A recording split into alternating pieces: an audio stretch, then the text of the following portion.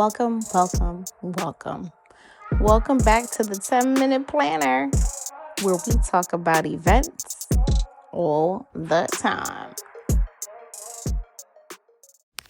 Hey y'all, it's Cheyenne here. Thank you so much for joining in. I want to say Happy New Year's. We made it to 2026. Ain't that a blessing, right? Happy holidays. How was your week and a half where the world stops? Isn't it lovely? It was great for me. I went into kind of a stupor. Didn't know what date it was, what was happening. I just knew that, on the 1st, I got soup jumeau, and Christmas Eve, I had a party. And everything in between that, don't ask me what happened because I don't know. And it was a great period of time to reflect in terms of what I'm going to do going forward and reflect on the previous year. But before I get into all of that, right, I just want to say thank you so much for listening to me and coming along this new journey. It's very new. I have a lot of things to learn, a lot of things to grow from in terms of this podcasting journey. Will I do videos? I don't know, because to be honest, I don't want to get dressed up for a 10-minute video. So we may stay audio for a minute. It may just be kind of like a behind the scenes kind of video, but we'll see. And then I just want to check in with y'all. If there's anything that you want to share, your New Year's goals, what you're looking forward to most for the new year, feel free to email me at CheyenneL@simplyeevents.com. That's CheyenneL@simplyeevents.com. I'll put it somewhere in the paragraph so you have all that information. So let's get into it, right? So I was reflecting, and as I reflect from last year, I wanted to share like one major lesson that I learned, right? Last year was definitely challenging, but it was also informative, right? So it was challenging for multiple reasons. I feel as though the general public, when it comes to events, the low to mid-level events, right? If I had to put a budget on it, let's say if you were doing anywhere from $5,000 or less for the event, or anywhere from like $5,000 to $40,000 for your event, those are low to mid-end, I would say, or mid-level. And that's per event, people, right? You kind of felt the financial struggle a little bit. A lot of the clients, they did events because they had to do it, not necessarily that it was a choice that they wanted to do it. And then for the lower end clients, they did it because if they did do an event, they did it a different way. Whereas a client may be used to hiring somebody to do balloons, hiring somebody to do this, having a DJ, having this and having that. They just kind of did like a good old 90s birthday party, if you will. Cut a cake, family come over, play with your friends, watch a movie, and let's keep it pushing. Happy birthday, right? Or they went to dinner or something else. You wasn't really seeing that many parties, that many celebrations last year, and I know it affected the industry. But I'm going to get to that in a second, right? The one major lesson that I learned from last year what stood out to me the most was an event that I did in December. It was a very last minute event. It was 7 days that I had to plan it. So I was booked 7 days out from the event date and bring that whole thing together. And what's more important for events going forward is how people feel at the event, not exactly what is going on in the room. People just want a reason to get together. Expensive, low budget, doesn't matter. They just want to get together. They want to connect with people, and they don't want to do it behind a screen. And they want to share their accomplishments with people and just be in the presence of good company.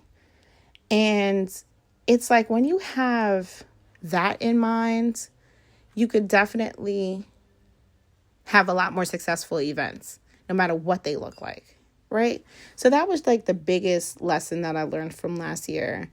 Going forward, where is the event world going?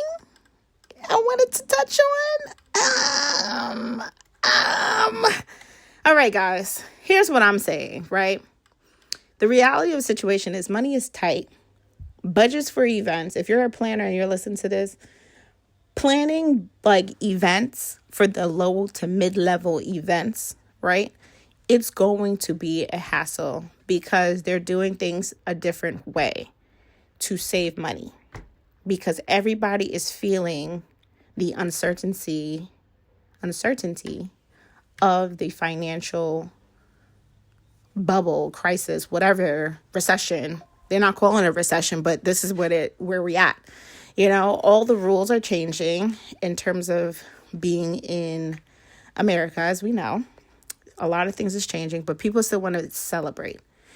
They're just redefining what it looks like. So if you're out there, you have an awesome plan to how to become recession proof and still get clients and still, without overextending yourself, without dropping, you know, your price significantly lower to attract people, because that's not the right way to do business, you know, anyway.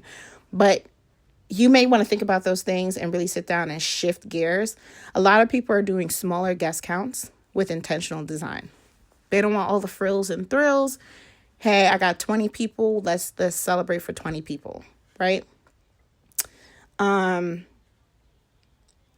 feel as though clients are making smarter vendor choices, and they're using the thought process of, well, what's worth spending money on that's actually going to enhance the guest experience, right? Instead of having a napkin, you know, designed with your name, and a cup designed with your name, and there's food here, and there's this there, and da. They just want to pick one major thing that's like, wow. The guests can say, wow, this happened and that was great. This episode might go on a little bit longer, but whatever. We're checking in for the new year. So, you know, don't judge me if we go over 10 minutes, okay? For me, I feel as though for the new year, planning, as I sit here and plan, I should say, for 2026, and just to reset this new year, I am coming to the conclusion that I can't do everything. So I'm not going to do everything. I'm going to stop trying to do everything. I did my vision board earlier today, actually, which I'm super proud of, and I won't share it with you guys because that's personal with me. But I will share, let me get it. Let me find it. I will share that one of my quotes on it, which I thought was perfect, and it actually centered my entire vision board, is progress over perfection. As a planner, we can fall into the trap of perfection. It's not perfect, it's not perfect, it's not perfect. But we just gotta make progress. Baby steps every single day. I'm gonna simplify my decision making. I'm gonna make decisions earlier. That just amplifies all over my life, right? If I make a decision earlier and stick with the decision that I made earlier, then I can properly plan to enact that said decision. So that's one thing I'm going to do. I'm just going to focus also on, you know, strong foundations. In like, when you plan events, you have like a timeline, you have a budget, you have your team, you know, and I'm going to do that across my entire life. I am going to take my event planning skills, right, and what I would usually do for a client and put it in every area of my life. So I'm excited because I don't know why I didn't think about that before, but I figured I was going to get burnt out from the process of doing all of that. But we're going to see how it goes.